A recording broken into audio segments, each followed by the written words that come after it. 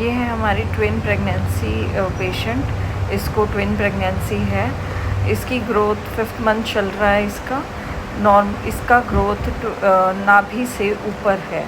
Normally जो है single foetus में नाभि से नीचे होता है 5th मंथ में। क्योंकि इसका ट्विन प्रेगनेंसी है तो इसको नाभि से ऊपर तक की ग्रोथ है।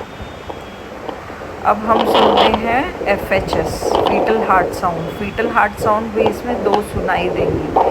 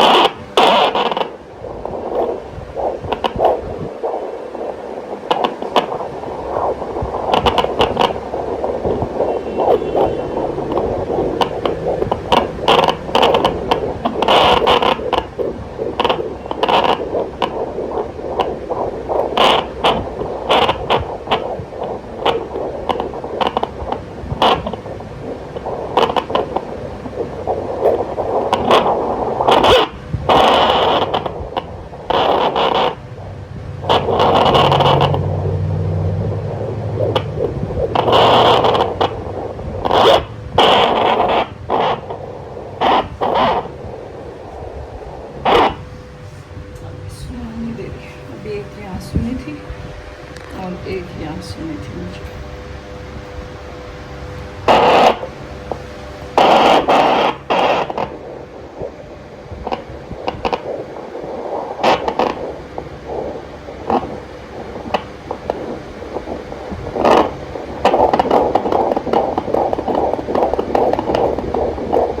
ट्विन प्रेगनेंसी की एक ये है।